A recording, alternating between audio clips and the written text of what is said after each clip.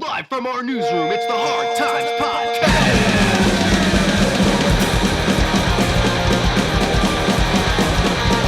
With Bill Conway and Matt Sankum. All right, Anthony, welcome to the Hard Times Podcast. How's it going, man? Good, guys. How you doing? Doing well. Glad to have you. Bill and I are both fans of your band. I bet you Bill has probably a little bit more of a history based on his location. Well, yeah, I mean, 10-Yard Fight is Boston required listening. There's if you don't have those albums, then you are run out of town on a rail, and that's kind of why I had to leave town, because somebody discovered that I had only had the MP3s on my computer and not the physical albums, and had to move to San Francisco because of it. It's heartbreaking. It's kind of funny to think about how weird it is, the like reverberations of people's impact on the scene and stuff, because so I'm from the Bay Area. I'm a straight edge kid, and it kind of like isn't the most popular thing in the world to be a straight edge kid here or whatever. And I remember like maybe, I don't know, 4 years ago or something, I was trying to throw like an Edge Day party at my house. And it's kind of funny just to think about meeting you now and your connection to Edge Day versus my, all those different, it's like kind of like a weird game of like telephone or something like that, where ideas sort of circulate in the scene and then eventually they end up in the Bay Area.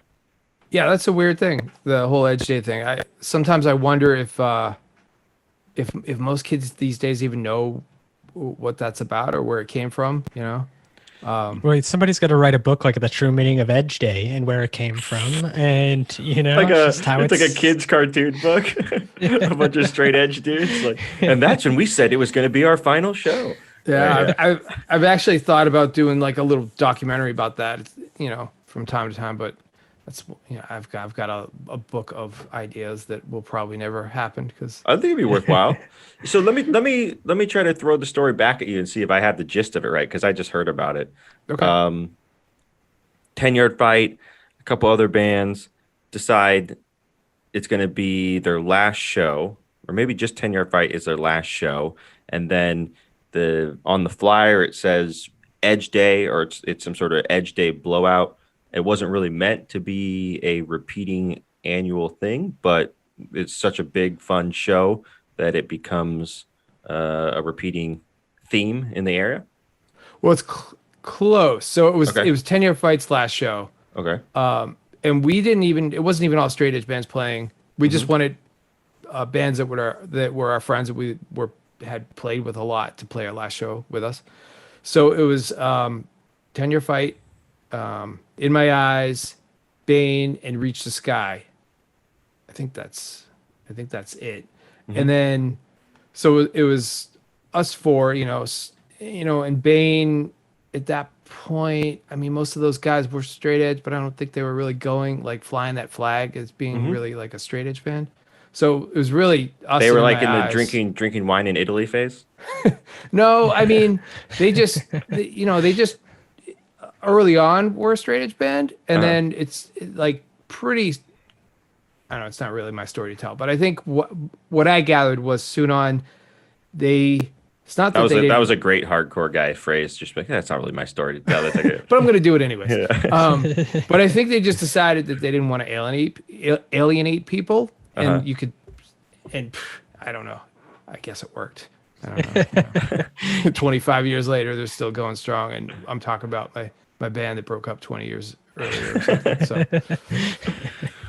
Well, I'm actually really particularly interested in hearing about what you have going on currently. Bill told me a little bit about it. I dug into it a little bit. Well, why don't you tell the people what you have going on right now? Yeah, so it is a documentary series. It's six-part documentary series. It's called Don't Stand in Line. It's a little tricky to describe. It's basically, well, I'll back up. Like my big things from the time I was, in grade school till now, still even, have always been BMX, hardcore, and like BMX, skateboarding, and hardcore. Mm-hmm. So I've been into film production for a while. So I always wanted to do a project that involved all of those things in some way. And then also I've been running my own just different businesses for a few years. And I know that I have lots of people in my past that have gone on to do really good things and like big things and, you know, just interesting things. So my thought was, well, why not try and shine a light on the people doing cool things that are involved in these areas and just kind of combine it together. I didn't really know exactly what the direction was going into it, but what it turned out to be was Chris Wren from Bridge 9 Records, Greg Walsh, who runs a gym called Wolf Brigade Gym. It's kind of like CrossFit, but it's kind of like if they did CrossFit at CBGB's, I think. It's a good way to describe it. It's not, you know, it's definitely not soccer moms. I'll put it that way. And So you have to like sniff glue in the bathroom and then go lift weights? Is like that? The bathroom's a little cleaner, but it's just really kind of raw and pretty aggressive. And, you know, it's always the soundtrack is definitely hardcore. While they're like lifting. It's like those John Joseph Cro-Mag workout videos where he's like doing pull-ups off of a telephone poles and stuff like that. Stuff like that. But you know, so it's those two dudes, and then a guy named Steve Crandall who runs FBM Bike Company, and then Sonny Singh from 658. I mean, sorry, I say that every time. 856. I've even told him that. I screw it up every time because my 617 area code makes me want to say 658. Yeah. You know what I'm talking about, though? And also, Oh yeah, I mean, I still am holding strong to my I have a 617 cell phone number, and it's like the only thing that like keeps me connected to being like from the East Coast. Yeah. You know, so that the 6 wants to roll right off my tongue every time I go to say it. So it's those guys, and they're running their own very different types of businesses, and they have been for quite a while. And I was just really interested to see how they've been pulling it off for so long, you know? That's a incredibly interesting. I mean, dude, that's like my. It's probably one of my main interests. So I can't wait to watch this thing. So is it a lot about like the DIY parts of the hardcore and punk scene and how that can translate into actual businesses that you run as an adult instead of just putting out, you know, your own band 7-inch or whatever? Right. That's exactly it. It's like, what did they learn from these different subcultures, I guess? And it's really that whole DIY ethos from, you know, running a BMX brand. I've now come to learn sounds a lot like trying to run a small hardcore band, at least the way it was in the 90s, you know, where you're hawking shirts to get enough gas money to get to the next spot to just do your thing and spread the word. And then, you know, obviously Chris Nine with Bridge 9, same type of thing. Like really when he started off, it was all about guerrilla marketing, and the way he pulled some of that stuff off is pretty incredible. And then he expanded that into, he has a company called Sully's, that it's Boston sports based t-shirts and apparel and stuff, which has gone really well. And a lot of the way he's grown that ties back into the whole DIY method, you know? Yeah, I've read a decent bit about him and other Boston guys' journey into that world is particularly interesting. Yeah, there was a whole... the 30 for 30 series on that. That's one of the most interesting podcasts I've listened to. For anybody that wants to go back to it, I think it's called the Yankees Suck, and it's the 30 for 30 episode. Did you have anything to do with that? I know I remember hearing John LaCroix's name in the credits, but I don't know if Anthony was an enforcer, dude. Whenever he protected the money room. Come on. The only thing we had to do with that was they contacted us, told us what they were doing, and they needed like some sound bite clips, and basically I think they just used some stuff from the 10-yard fight home video that we did. Right. It was a lot of like Yankee Sucks chants going on in the line waiting for our last show. That was, for anybody that wasn't in Boston at that time, that was such a strange phenomenon. Like you couldn't swing a cat without hitting 3 people in a Yankee Suck shirt if you were in Boston at that time. It was pretty incredible. And those guys have a completely they kind of started at the same spot as Chris, but they went a completely different way. And I mean, I think they kind of crashed and burned with it, whereas he's still going. Right.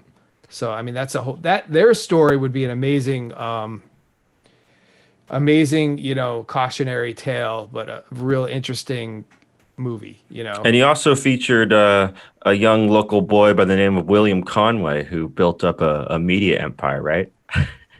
Hey, what can I say? The episode hasn't been aired yet, but it will get there. That sounds awesome, man. So when can people watch it, or can they watch it now? How would they go about doing that? So it's going to be released. I'm not sure when this is going to air, but it's coming Probably out on. This people will hear just for your. This will probably be second week in December that this comes out. Okay, so yeah, no, so it's out now. You can buy it. It's a digital download. I used a site called Gumroad to do. Really? Yeah. That's actually a really interesting company that I've read quite a bit about. It's an experiment. Why did you choose Gumroad? There was a BMX rider named Nathan Williams who recently, I guess, him and his filmer went out and filmed for a couple years, and they released basically a video part on his. He released a video part on his own. Just they produced the whole thing, and it seemed to go really well for him.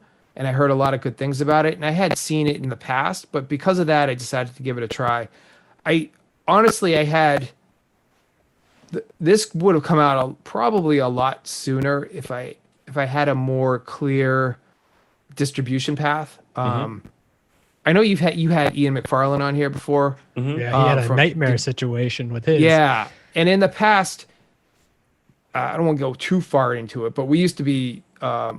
We did a couple feature-length films together. We did one called Rooters: The Birth of Red Sox Nation, which actually, aired on. I don't know, Bill, you're probably familiar with NESN, New England Sports Network. So it aired on there a boatload of times and got nominated for an Emmy. We had supposedly a good distribution deal. Never saw a dime from it. It's a whole nother story because I don't know how much I want to say about this, but do you remember Third Base, the hip hop group? No. Well, then I'll just move on. But one of those guys I'm infinitely curious about the hip hop group Third Base and how they might tie hold on, let me Google them and be like, video distribution. Do you remember the Pop Goes? You guys are too young. They had a big. Oh, wait, I know that song. Yeah, Pop Goes the Weasel. That's Third Base. That's Third Base. Yeah. They're real in the underground hip hop. Like 90s hip hop scene, they're pretty big deal. But one of those, the guy Pete Nash ended up co-producing this with us, or he was one of the executive producers, hooked us up with the distribution deal, and then he pretty much just disappeared. And you can Google, there's some articles written about him on just baseball memorabilia fraud. So fuck. So it's a whole nother the guy did OJ go after this guy? He's had some legal troubles. That's all I'm gonna say. So distribution deals can be pretty sketchy, and what you're thinking is Gumroad is going to provide you a way where you don't have to trust anyone. Yeah, basically cut out the middleman. I mean, the other thing that me and Ian did was the Slapshot documentary,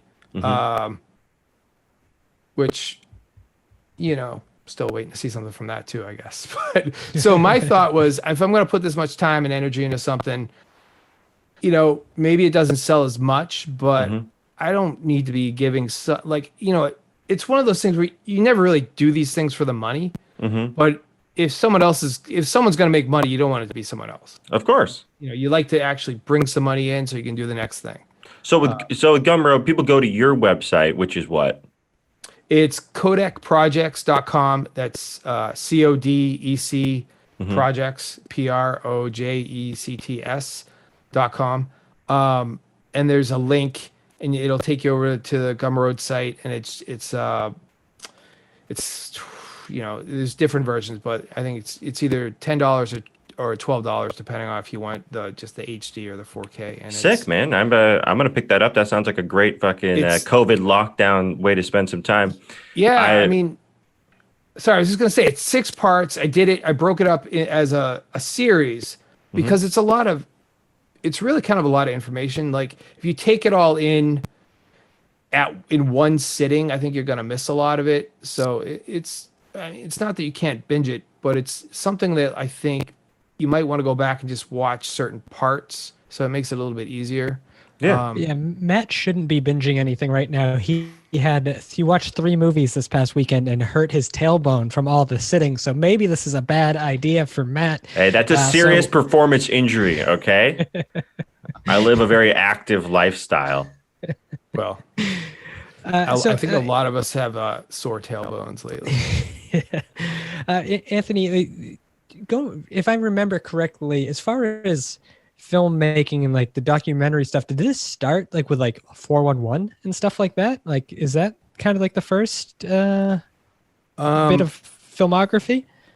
Well, I guess the first thing would have been skateboarding and BMX videos when I was a kid. And then really my first project, I guess, was that 10-yard fight home video that I was talking about, which was basically, it was like I don't know, make a 10-minute little mini documentary about 10-yard fight and more about going into the last show.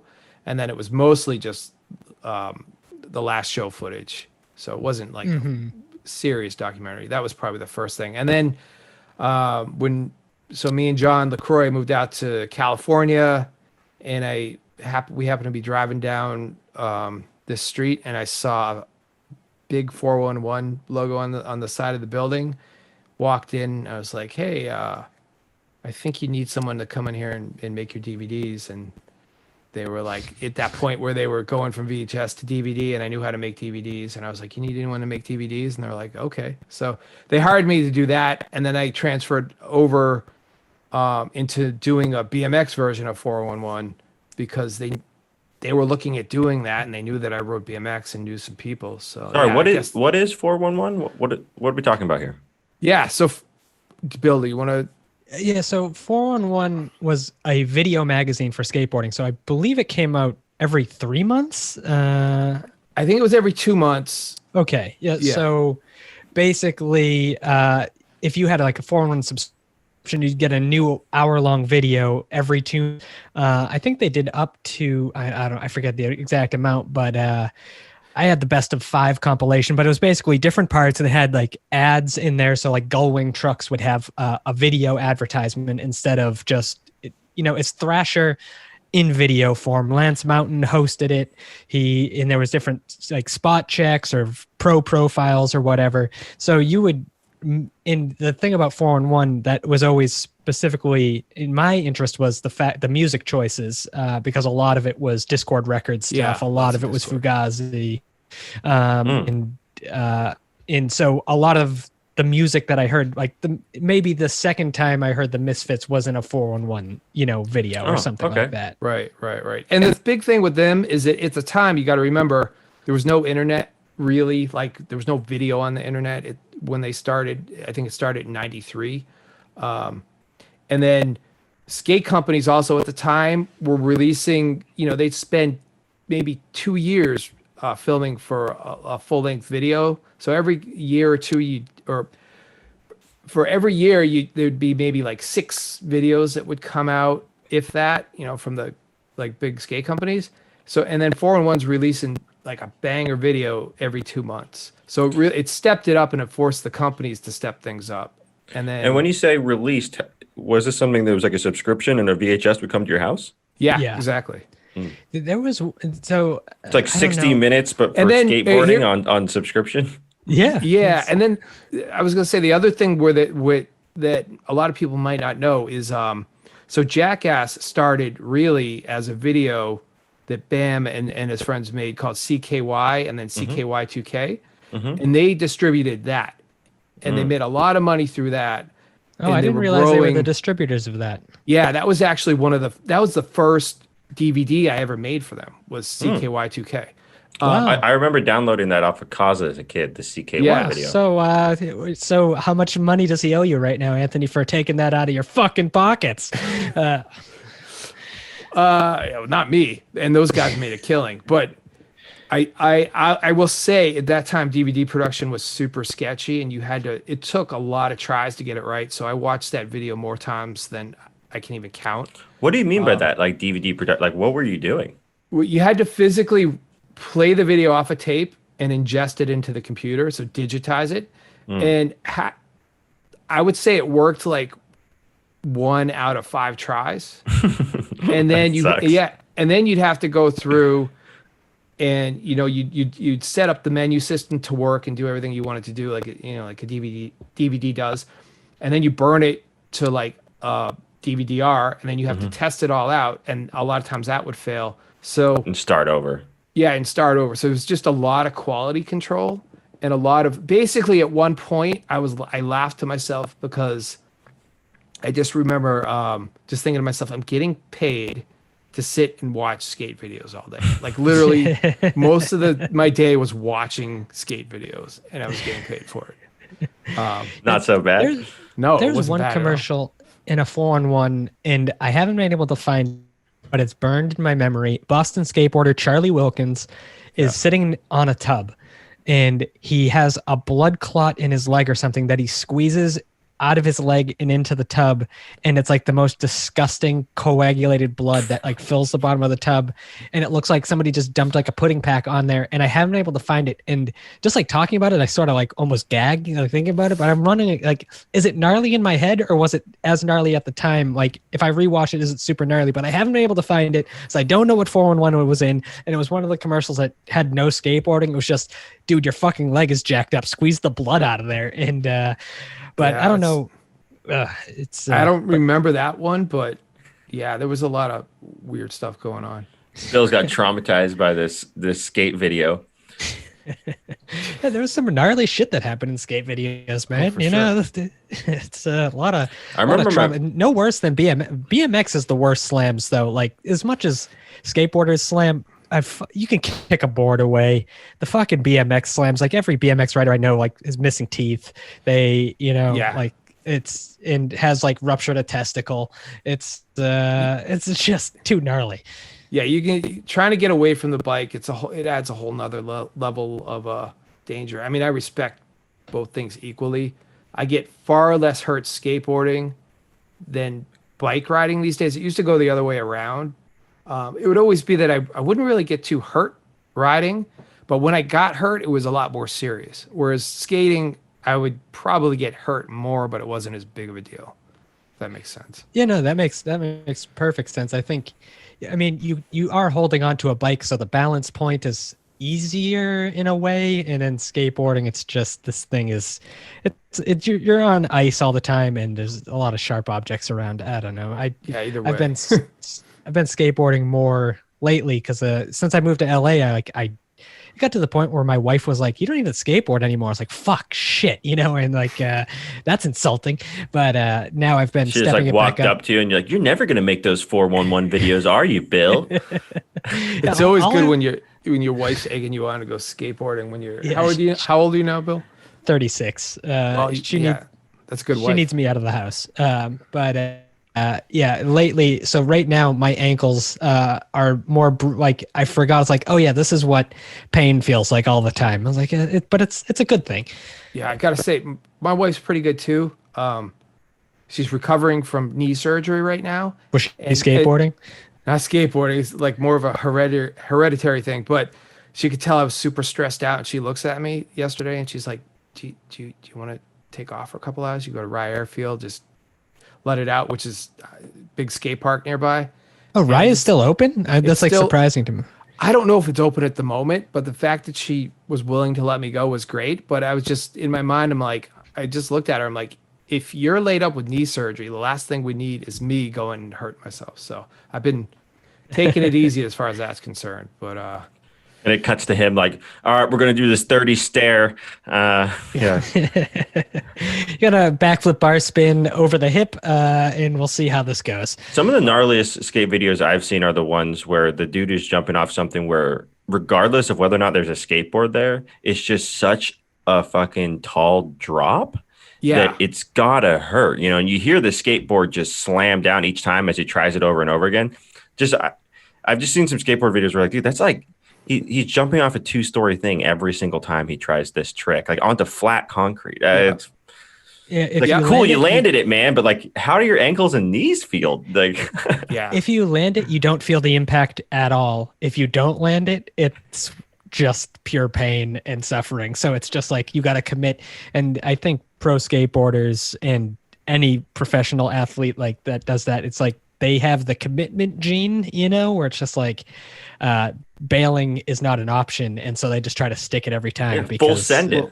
You see them. You see the outtakes sometimes, though. Guys just trying to stick, gaps or basically jumping off buildings like that, and all the slams leading up to them actually doing it. It's amazing. It's one thing if they're just balls out, close their eyes and huck it and go for it and land it, because like Bill said, like when you land it, I think you feel it a bit, but not nearly as much because that momentum and rolling out.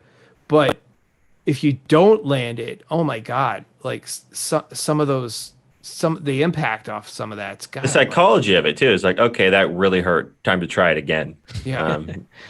Well, I mean, I think that kind of goes back to, in a little bit back to the whole thing behind your documentary series is like the things you learn from DIY. Like the things I've learned from skateboarding is just simply at a raw essence of like, yeah, you can try and get hurt, but failure isn't as bad. Like the hurt of failure isn't as bad as the feeling of success. Like the right away feeling totally wipes out every little bit of your sore ankle or your knee, and that I think translates to a lot of things in life.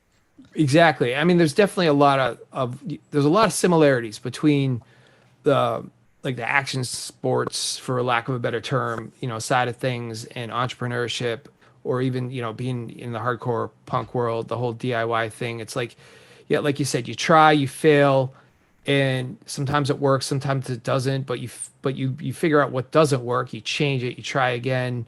That's with learning any trick, really a business is really a trick, if you think about it that way. There's so many similarities. I remember thinking of it in my mind before I even started filming. It was like when you're Bill, I mean, you're a skater, so you get this. You're going down the street and you see a handrail. I mean, you're looking at that way differently than your average person, especially if you're at the top of the stairs and you're going down it. I mean, you're thinking about that rail in so many different ways. You see a bump in the ground, you're like, oh man, I wonder if I could, if that's a good ollie bump, whereas other people are like avoiding it to go around it, like a gap, a set of stairs. It's like we're looking for obstacles to propel ourselves forward, whereas other people are usually looking the easiest way around them, And I guess to finish the analogy, it's like, yeah, you might crash and burn using that obstacle, but if you don't, it's going to propel you so much further than if you just tried to walk around it. There are also opportunities, like an entrepreneur would see an opportunity. You mentioned you had a couple other businesses. What are those businesses? So I do basically corporate video, and then I have a wedding video business that I do as well. So I've been basically working on my own for the past 10 years. Cool. And before that, I was working with Ian McFarland. We had a company doing stuff, and I decided to go back to working a full-time gig for a little bit because I just got married and my wife was pregnant and we weren't making tons of money. And but after a year or two of that, it was just I couldn't hack it. I just couldn't hack it. I'm a terrible employee. And I was like, I know I can just do this, and I might not make as much, but it's going to be a little bit interesting. And it ended up working out much better than what I was doing. Great. But yeah, I mean, in this business, it's like, it's so cyclical, like the wedding things, that's good for a few months out of the year. And then the corporate stuff is right now, none of it's good for anything, but, the corporate stuff is like how to move out of your office without sexually harassing your coworkers. Yeah. Yeah. It's all what I found works for me is just to have multiple different things going at the same time, which I have a feeling you guys could relate to that as well. Yeah. You always got to have a couple irons in the fire. Yeah. Okay, yeah. So I'm interested. So you interview all these DIY, hardcore, punk-rooted entrepreneurs who've gone on to do various things, record labels, clothing lines, video series like Sunny. Did you find any commonality or any common strain amongst them uh, in a way that surprised you or was shocking? Um, I mean, not really shocking, but Hmm. it was interesting to see that that they, because they're doing so, like, what they're doing is all really different, Hmm.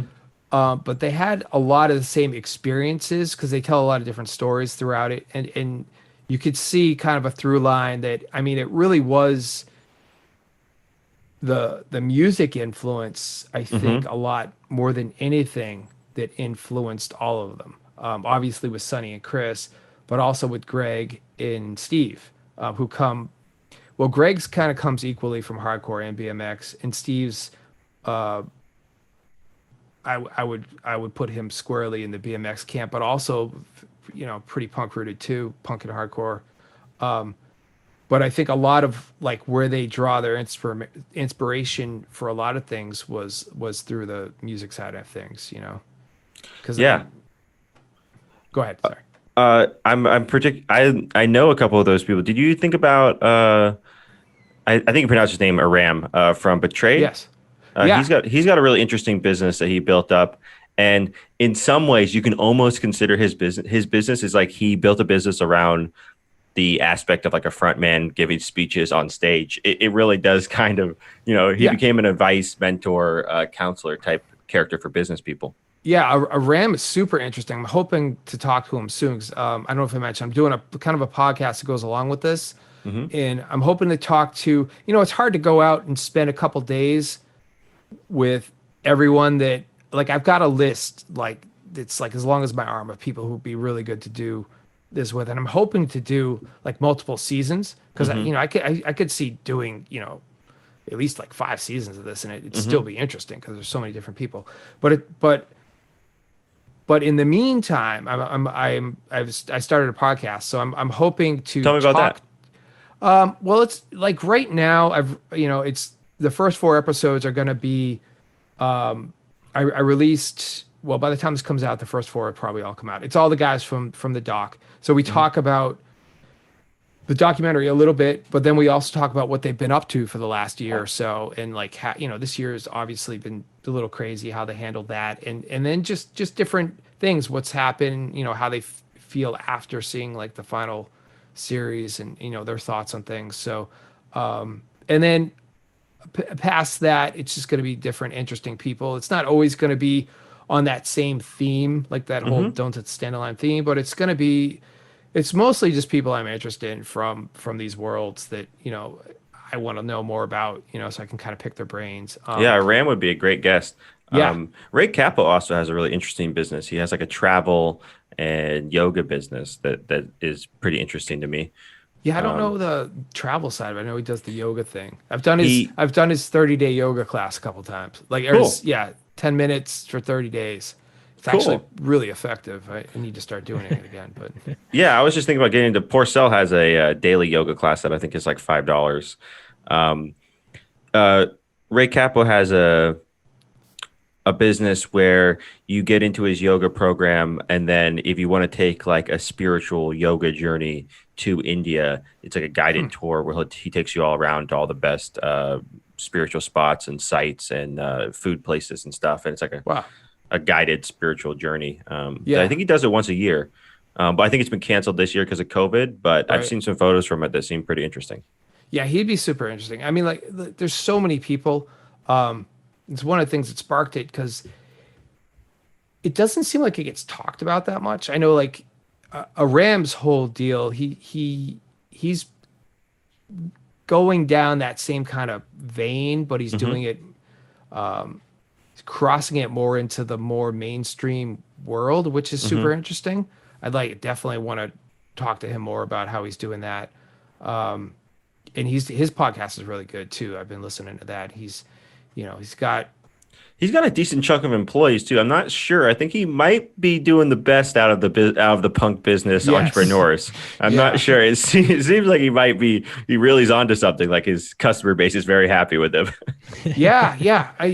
I'm super curious to know what that's all about, because it's a world that he bridges that gap, and a lot of us, I don't know if we're able to, because I don't know if, like, me personally, I have a hard time dealing with, quote unquote business people. It's like, I just want to get things done. There's always red tape. It's hard to feel like you can be yourself around them, like they're, judging you, because they come from a whole different culture. And that's I think a lot of what he tries to get across is that to not be that, not hide who you are, which is pretty cool. When you were coming up with the name of your project, "Don't Stand in Line," is that a reference to an idea like you can't ask for permission? You have to just go out there and make your own role if you're going to try to do one of these independent DIY businesses? Yeah, so it comes. I'm having a brain fart. Be Sorry. awesome if you could cut this part out. What, Bill? Do you know the band? What the fuck? Why can't I remember this? Oh, is it a band reference? Ian MacKay and Al Jorgensen. They did that project. Palehead. Palehead. Yeah, Yes, I thought of it on my own, so at least I saved that. It's so funny you mentioned that, because like Palehead, because I was just watching Misled Youth, the Zero video, which opens with a Palehead song. And I was just like, God, this song doesn't get enough respect. This is an Ian MacKay band, Palehead? Yeah. Nobody knows fucking Palehead, and they're sick. It's funny. It's real good. It's like, it's Ministry with Ian MacKay singing, basically. Oh, wow. Wait, No Bunny is a Palehead song? Is that why that guy called himself No Bunny? I don't know who the guy is, but there was a guy that was really guy. popular in Oakland, as he was like an electronic artist or some shit. I don't really know. I know a bunch of hipster kids liked him.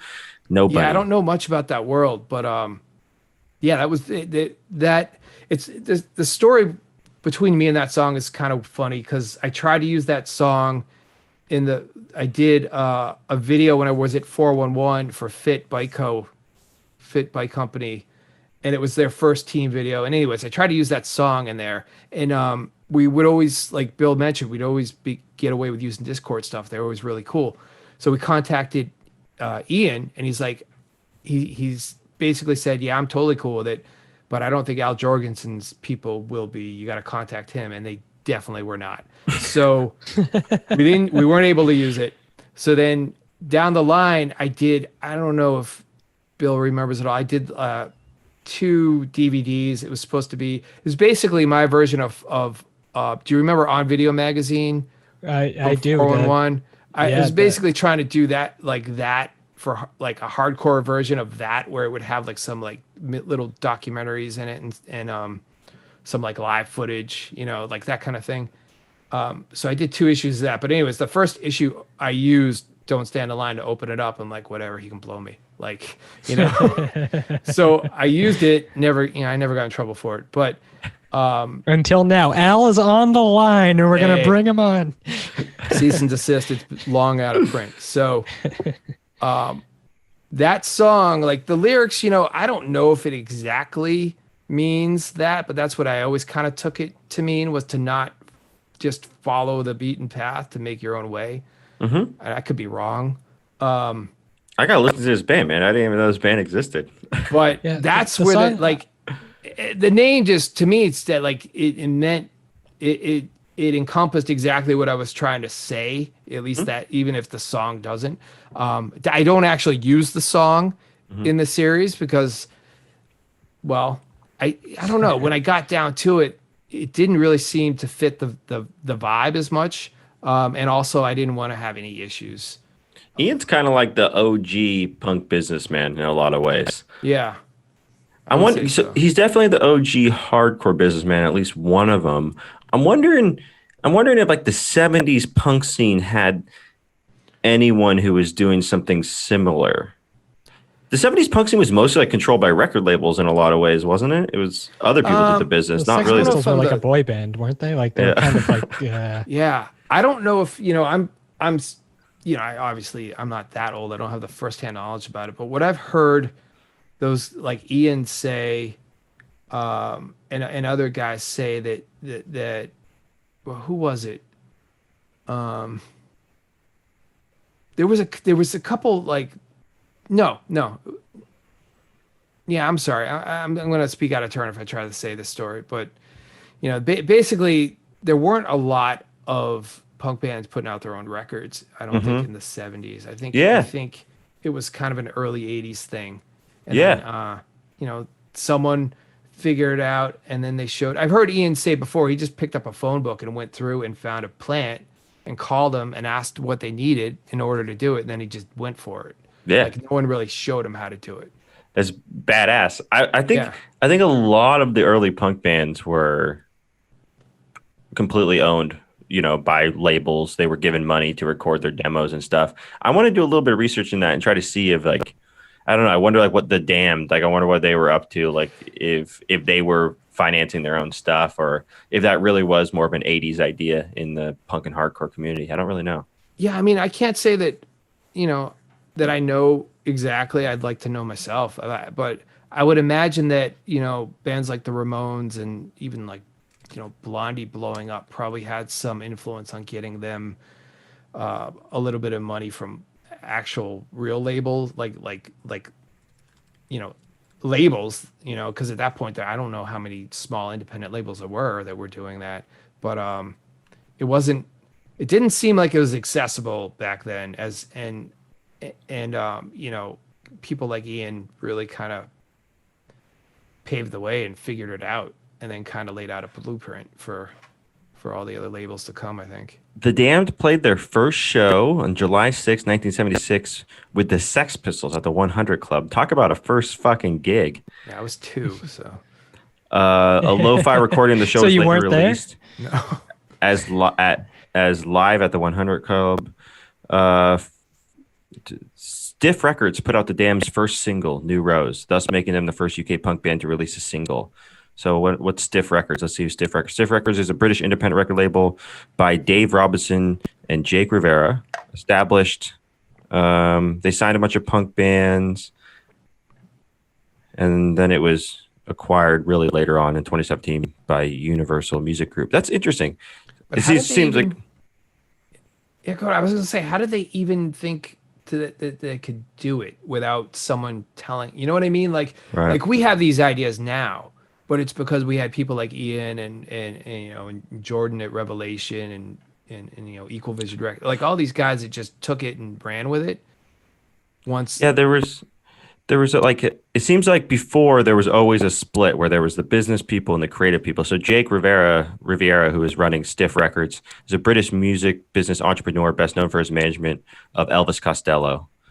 So, yeah, it seems like you used to always you had a guy who ran that part of it for you. Yeah, and you must have had someone that sort of came from that scene that broke through to warrant the business interest. Right. Yeah, You know what I mean? everyone wants their own Sex Pistols. Everyone wants their own Nirvana. Yeah. I also think technology plays an interesting role in this, because I've been thinking a lot about how there are so many services and tools that pretty much outsource and replace a lot of these tedious business tasks that used to require a whole department or whatever. Kind of like Gumroad, where you're just saying, okay, yeah, I want to sell my videos through my own website, and I want someone else to handle all the payment processing, and all the orders and whatever it is that the downloads. I imagine when the Damned and when the Sex Pistols were around, there was far, far less technology and tools to kind of outsource all that stuff. So you needed some music entrepreneur to be like, you're going to make it big, kid. I see a lot in you, Well, that's the thing with creative people, like, and especially filmmakers, and that's why there's such a distribution problem. It's a lot like, bands. You want to make the thing, and then you want to give it to someone that's going to take care of the business side. Well, because of that, we're left just, luckily in the hardcore world, most of the labels are pretty straight. They're not going to just screw you over. But in the Unless they're out of filmmaking world, Chicago and run by a guy named Tony. well, but- yeah, there's horror stories about, yeah, for sure. But that's a whole nother episode. We should have But, we should have Tony from Victory Record on this podcast, because you know what? I'm a let young him defend guy. himself at least. I'm a young guy, and all I've heard in the punk scene are Tony from Victory Records is the butt of every joke of, he stole this, he didn't pay for that. I remember buying like a Streetlight Manifesto record that like has like a diss track about him on there, Well, there had to have been a time where he wasn't a villain, because why did all these bands that we know and respect release albums on Victory? So there's had to have been something that happened. I wanted him to come on the podcast, and I want him to show up and look like a busted up old like vending machine salesman. You know the type of character I'm talking about, where like clearly someone, his phone rings, he goes, "I'm gonna get you the goddamn money," and then he has to close it down or whatever. Or I want him to be a normal guy and look at me and be like, "I didn't steal from anyone." I feel like it'll be one or the other. It's not going to be a mix. He's either a total crook or he's a misunderstood individual. But yeah, sorry, keep going. You got to get some of those people who came out and just wrote blog posts and articles about their experience working with them. Some of those are like, I don't know if you've seen any of those, but wow. But yeah, I don't know. As far as that goes, I mean, me and Ian ran into it with Slapshot DVD. Tank ended up putting that out, and they treated us the way I hear they treated most of their bands. That most of them never saw a dime. So that's kind of how that went. But like the distributors in the film world, a lot of them do the same thing. And I was thinking it had gotten better. As I was making this, I was kind of watching what Ian was doing and like some other people. And I'm like, oh, okay, yeah, you get it's basically, it's not really a distributor so much anymore. It's an aggregator. You pay them a fee and they get them on these sites. And, and I could still go that way. I know there's some that are reputable, and it may down the line, but my thought is to just try to keep it as DIY as possible and get it directly to, I know who the audience is for the most part, and it's, cut out the middleman, Well, let's make sure that that Hard Times gives it give it a retweet and all that sort of stuff when it comes out, and people listening to this podcast, throw them the URL one more time, and you're sitting around during COVID anyways, right? Why not check out some some cool videos? That's what I'm hoping. It's codecprojects.com. It's CODECPROJECTS.com. It's every time I spell that out, I think I'm going to do it wrong, but. So what is like the runtime like per installment? So when I was putting this thing together, I cut it as if Netflix was going to approach me and want to air the thing. So I looked at what they did with their series, and I just kind of formatted it in a similar way. Each one's about 22 minutes, with the exception of the last one. I think that's more like 34 minutes. So the whole thing together is like 2.5 hours if you're going to watch it straight through. Cool. So it's definitely not, it's not like a little YouTube web series, which I'll be honest, when I started it, I was like, I'm just going to make a web series. Like I kind of had to trick myself into doing it. Cause if I went into it thinking I'm going to make this like real docu-series, like all by myself with no money, and it's going to take me a year and a half, and I may not see any of this money back. Like I never would have done it. I just went into it, got in touch with a few people that I knew that were cool, that might be into just hanging out and filming something for a day or two. And I was like, maybe I'll get a web series out of it. And after, filming with the first couple of them, I was like, wow, there's way more here. So yeah. After making it, would you say that Sonny is the best flat ground BMX rider to come out of hardcore? To come out of hardcore, actually someone asked me this question on Instagram earlier tonight, like who else is a flat ground rider in hardcore? And I know a couple guys. There's a guy named Rick McDonald, who's like more of an old school guy. So as far as like current riding goes that I know, I would say Sonny, because he's doing stuff I don't even understand. But I'm sure there's other guys. And that's the thing that's funny too, is when you start digging a little, you uncover that there's so much in common between all these three different places. I feel like I always, I had one foot in BMX, one foot in skateboarding, and my third foot in hardcore. You know what I mean? So like, and I could kind of. They always called you a 3-foot Moreschi. Yeah, there you go. So this guy is hung like a fucking horse, dude. I mean, that's why they call me the tripod. You know what I'm saying? But I always could kind of like, I felt like I could sort of like see there where there's these connections, and like it was weird. There were people that I knew for years from hardcore that ended up.